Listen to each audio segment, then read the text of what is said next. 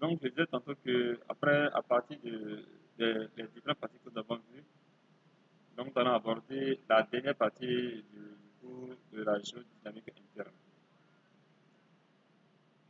Donc, à partir,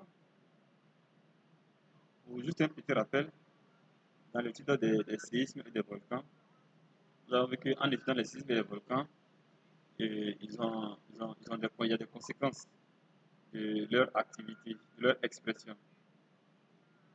Tout ce qui est dangereux doit être contrôlé. Le contrôler, on l'a étudié. Et l'appareil qui aide à mesurer les séismes, c'est le sismographe. Ce sismographe-là s'exprime à travers trois types d'ondes. L'onde P, l'onde S et l'onde L. Et la propagation de ces ondes-là nous a permis d'avoir une idée de l'écorce terrestre. Je reprends. La propagation des ondes-là nous a permis d'avoir une idée de l'écorce terrestre. Donc, ceci dit, nous devons savoir que au niveau de l'écorce terrestre, nous avons,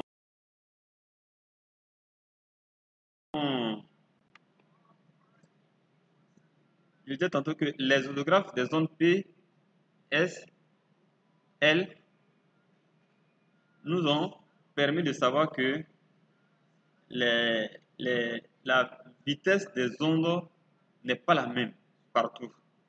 Donc les ondes P et S ne sont pas rectilignes, alors que l'onde L, elle est rectiligne. Donc la vitesse de ces ondes-là varie simplement parce que les ondes P et S traversent des milieux hétérogènes, c'est-à-dire un milieu qui est constitué de différentes couches. Autrement dit, notre structure même, notre globe terrestre même est constitué de l'empilement de différentes couches. Quelles sont ces couches concentriques? Nous avons d'abord la croûte terrestre. La croûte terrestre, son nom l'indique, croûte. Et le mot croûte nous doit vous dire quelque chose. La croûte, c'est quoi? Quand à la maison, nos mamans préparent le riz, qu'est-ce qu'on voit en bas là? C'est la croûte, ce qui reste en bas là. Gratin, c'est ce que vous appelez gratin. Voilà. Donc, c'est ça la croûte. Donc, ce qui est dur. Donc, la croûte terrestre, c'est la partie qui est dure. C'est là où nous sommes. Donc, cette croûte terrestre là est la couche superficielle dont l'épaisseur varie entre 5 et 70 km de profondeur. Les ondes P se déplacent dans cette couche-là à la vitesse d'environ 5,5 km. À côté de la croûte terrestre qui est en haut, il y a le manteau qui suit, qui est en dessous de la croûte terrestre, qui est aussi une couche. Le manteau est une couche sous-jacente, c'est-à-dire placée en bas de la croûte terrestre.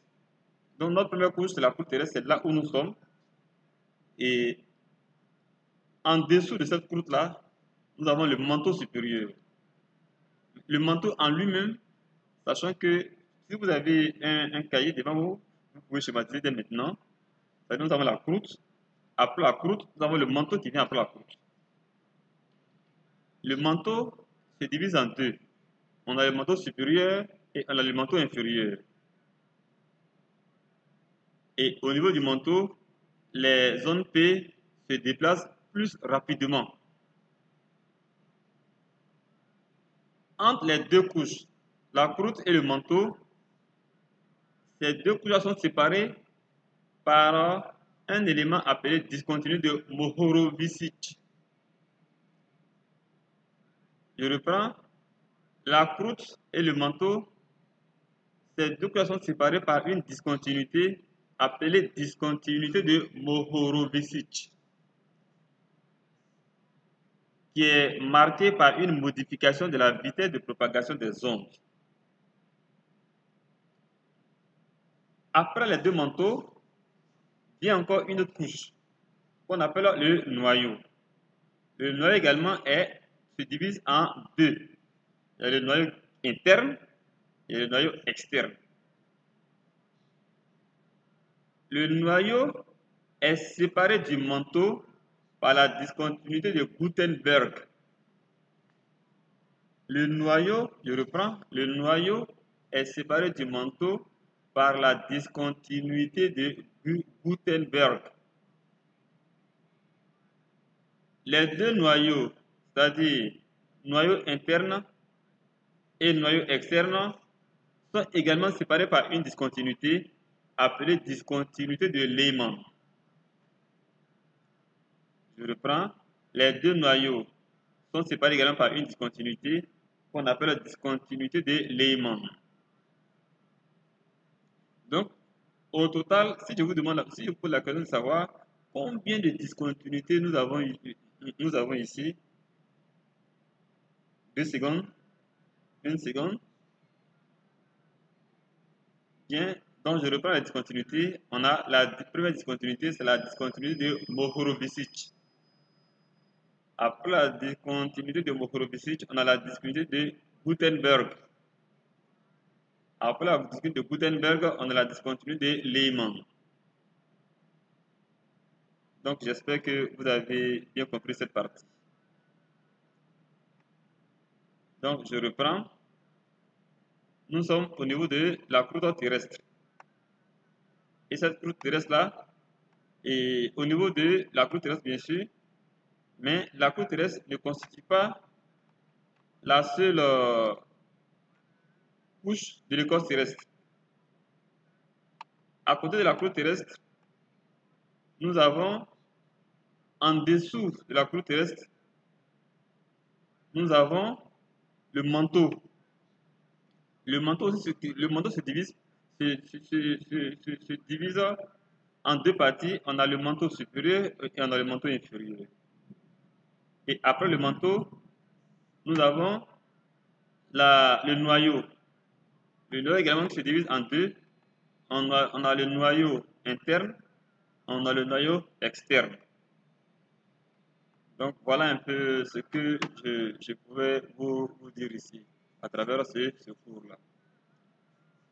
Et que au niveau du noyau, les deux noyaux se sont séparés par la discontinuité de Lehmann.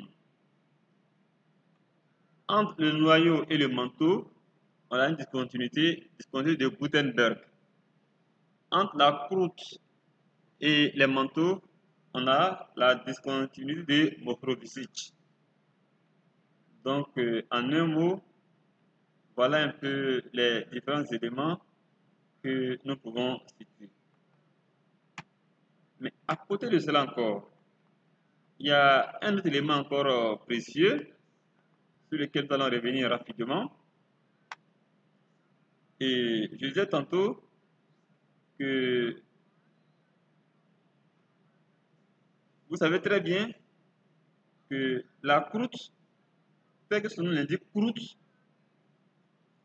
et une partie du manteau forme également une couche qu'on appelle la lithosphère. La lithosphère constitue la couche externe du globe terrestre. C'est la couche qui est froide. Cette couche-là, elle est rigide et son épaisseur varie entre 150 et 200 km.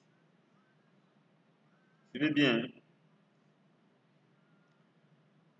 En deçà de la lithosphère, en bas de la lithosphère, sous la lithosphère, on a une autre couche du manteau inférieur, dont l'épaisseur se situe entre 200 et 500 km de profondeur, qu'on appelle l'asténosphère. Je reprends, l'asténosphère, qui est moins rigide. Et en bas de l'asténosphère, nous avons la mésosphère. La mésosphère qui constitue la couche la plus épaisse et la plus profonde du manteau. C'est sur elle que repose, c'est sur la mésosphère constitue la couche la plus épaisse et la plus profonde. Donc, je reprends. On a la lithosphère. Après la lithosphère, nous avons quoi? Nous avons l'asténosphère. Après la sténosphère, nous avons la mésosphère.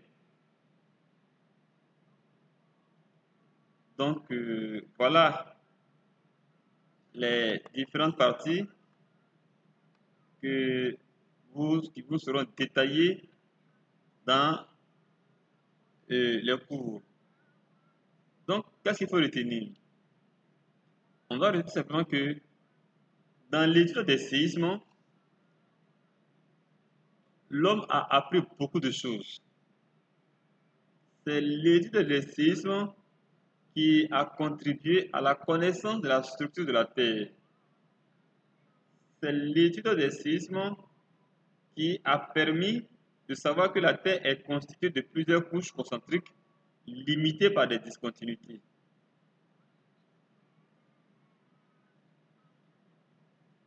Nous nous situons sur la lithosphère. La lithosphère est la couche la plus rigide, la plus dure. En bas de la lithosphère, nous avons la sténosphère qui est moins dure. Et la couche la plus profonde et qui est en partie liquide, c'est la mésosphère. Donc, si on doit les placer, la lithosphère est en haut, la mésosphère suit, et en finant la lithosphère, la sténosphère et la mésosphère. Et vous savez que plus on va en bas et plus on va dans les profondeurs, plus la température augmente et plus ça devient liquide. Donc à la surface où il fait froid, la lithosphère qui est rigide, et en bas de la lithosphère, quand on va dans les profondeurs, on a l'asténosphère qui est moins rigide, qui est rigide également, mais moins rigide. Et après l'asténosphère, nous avons la mésosphère qui est vraiment en grande partie liquide. Et vous devez aussi savoir que les zones L ne traversent que la lithosphère. Nous avons vu que la mésosphère n'est pas uniforme comme la lithosphère, ainsi que l'asténosphère. Donc les zones P et S traversent les autres couches, c'est-à-dire la mésosphère, l'asténosphère et la lithosphère. Mais l'onde L ne traverse que la lithosphère. Voilà ce qu'il faut pouvoir comprendre. En définitive, je veux que vous reteniez ceci, que les séismes et les volcans sont des manifestations des activités internes de l'écorce terrestre. Le séisme est un phénomène bref provoqué par la rupture brutale de blocs rocheux. C'est-à-dire les blocs sont ensemble et puis tout d'un coup ça se brise, ça se sépare, ça va dégager une énergie. Il s'ensuit alors des vibrations ou secousses plus ou moins violentes du sol dues à la transmission des ondes. Ces ondes-là peuvent être mesurées par des appareils et être analysées pour déterminer les caractéristiques de ce séisme. Qui parle de caractéristiques, parle de foyer, épicentre, magnitude. Ça a été vu. La rupture des blocs rocheux se manifeste parfois par des déformations visibles à la surface de la Terre. Et ces déformations-là sont les conséquences que nous voyons. Les conséquences de cette déformation sont le plus souvent désastreuses. Autrement dit, on a des dégâts, on a des pertes en vie humaine, on a des pertes en vie animale, on a des pertes en vie végétale, on a des pertes financières, économiques et financières. Donc voilà, de façon résumée, tout ce que nous allons vous apporter au niveau des cours. Donc avec un échange constructif, je pense que vous allez pouvoir comprendre le reste. Ça, c'est un résumé que je fais du cours. Donc je vais terminer par, comme on le fait d'habitude, un petit exercice d'application. Donc, au niveau de mon exercice d'application, voici les différentes couches de l'écorce terrestre. Nous avons la mésosphère, la lithosphère, l'asthenosphère. Il faut les classer par ordre du bas, du plus profond au moins profond. Donc c'est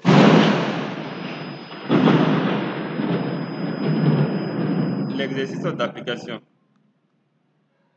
Donc sur ce, je voudrais vous dire merci.